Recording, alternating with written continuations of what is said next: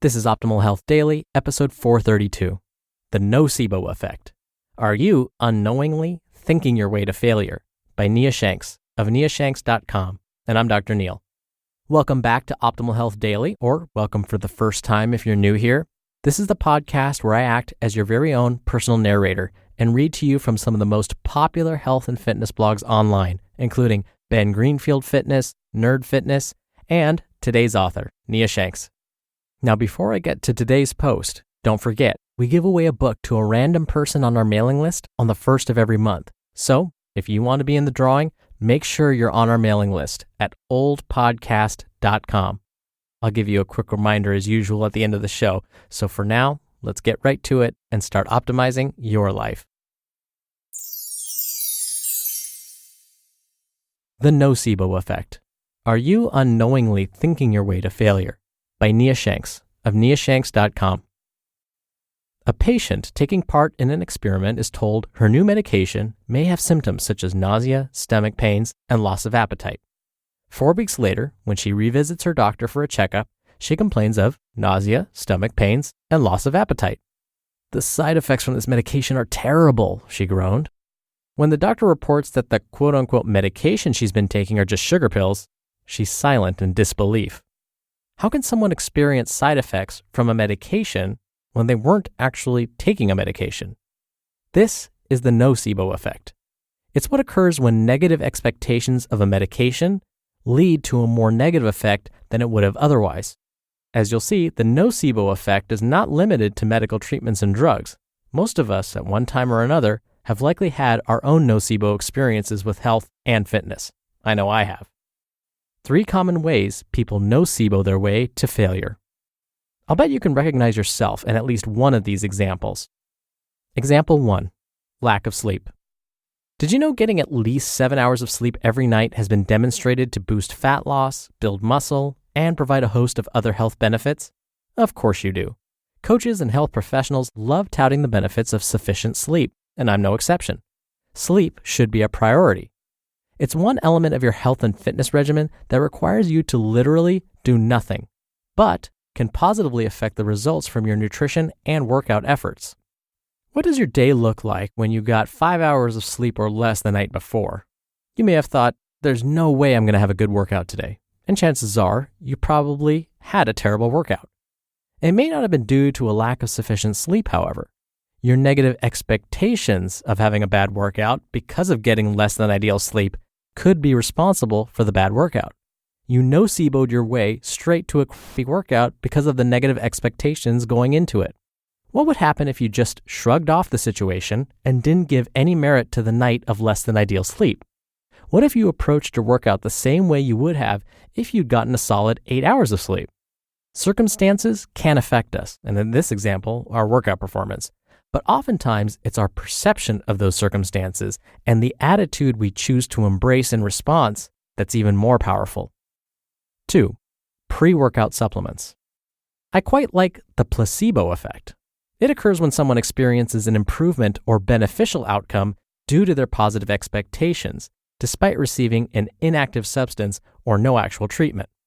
Using the example from earlier, a patient taking part in an experiment is told the medication may give her greater energy and lead to deeper, more restful sleep. 4 weeks later, when she gets a checkup, she reports having higher energy levels and getting more quality sleep. It's working, she boasts.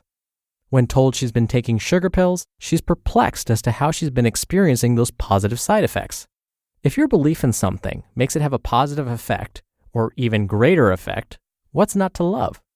The power of placebo has been demonstrated repeatedly in research. One such study showed trained individuals increased their strength by over 300% simply because they thought they were taking steroids. When it comes to pre-workout supplements, many include ingredients proven to boost performance, like caffeine, but no doubt someone's expectations of its effects make it even more effective. The ensuing holy crap, I could flip a tractor feeling they get after ingesting the caffeine-fueled mixture boosts their positive expectations of the product, so they may be more likely to have a great workout. On the flip side is the nocebo effect that can happen when someone can't have their usual pre-workout supplement or caffeinated beverage of choice. I've heard people say, this workout isn't going to be great. I ran out of my pre-workout mix. And when they have a lackluster training session, their previous belief about not being able to have a good workout without their pre-workout aid is solidified by the experience. If you like to drink a cup of coffee or take a pre-workout supplement before your training sessions, especially one including squats and deadlifts, that's great. I'm not saying not to use those things, nor am I saying they're not effective apart from a placebo effect. But don't be so reliant on them that if you run out or can't have your usual pre-workout beverage or supplement, that you allow negative expectations of a less than stellar workout cause you to actually have one. 3. Schedule conflicts. If you're the type of person who enjoys his or her routine, this one no doubt has affected you. Let's say your routine got interrupted and you had to work out much earlier or later in the day than usual, or you had to work out on a different day of the week. Did you go into that workout thinking, this is gonna be terrible, because you weren't able to work out at your preferred day or time? Hopefully you're starting to see how your mindset can greatly affect your performance and results. This isn't to suggest that you can simply positively think your way out of extreme exhaustion or circumstances. If you've been operating on very little sleep for an extended period, for instance, it will eventually affect you. Or if you just got over the flu, you can't have an I'm going to set a personal record expectation the first time you get back in the gym and simply will it to happen. But hopefully you see the importance of mindset when facing common, everyday situations. There are countless other scenarios where you could be succumbing to the power of the nocebo effect. Regardless of the situation or circumstances, the takeaway is the same. Don't make situations worse than they really are by piling negative expectations on top of them. What you think has a powerful effect on your actions and outcomes. Your mindset can be a potent force of construction or destruction. It's your choice how it will be used. You just listened to the post titled, The Nocebo Effect. Are You Unknowingly Thinking Your Way to Failure? By Nia Shanks of niashanks.com. So at the very top of the post, I quoted Nia when she said, some of these examples will probably ring true for you. And the example that rang truest for me was the scheduling conflicts one. I am tied to my routine. I like my workout routines where I know I'm going to go get my workout in at this time on these days.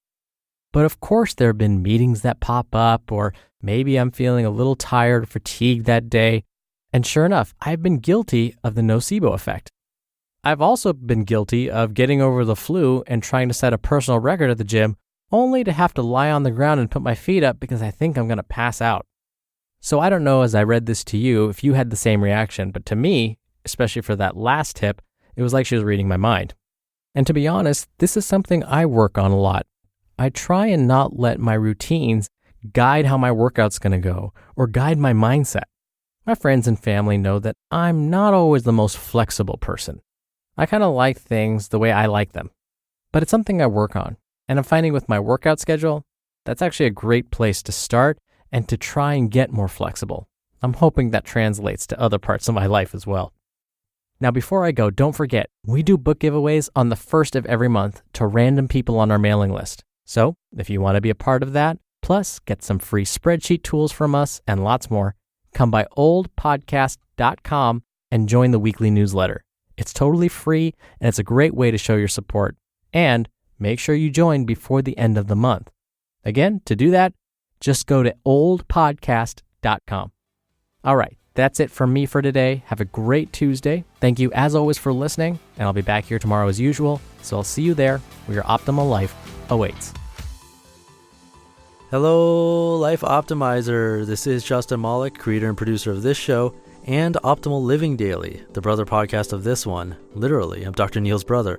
If you like the format of this show, you'll love Optimal Living Daily too, where I also read to you from blogs, but cover other topics like personal development, finance, and minimalism from bloggers like Derek Sivers, The Minimalists, Zen Habits, and many more.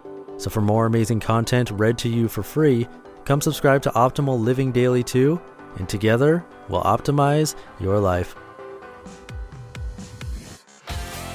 You've been listening to Optimal Health Daily. Be sure to hit the subscribe button to stay up to date on each new episode, and head to oldpodcast.com That's oldpodcast.com for a free gift, as well as more actionable tips and resources to help you maximize your potential. Thanks for joining us, and remember, your optimal life awaits.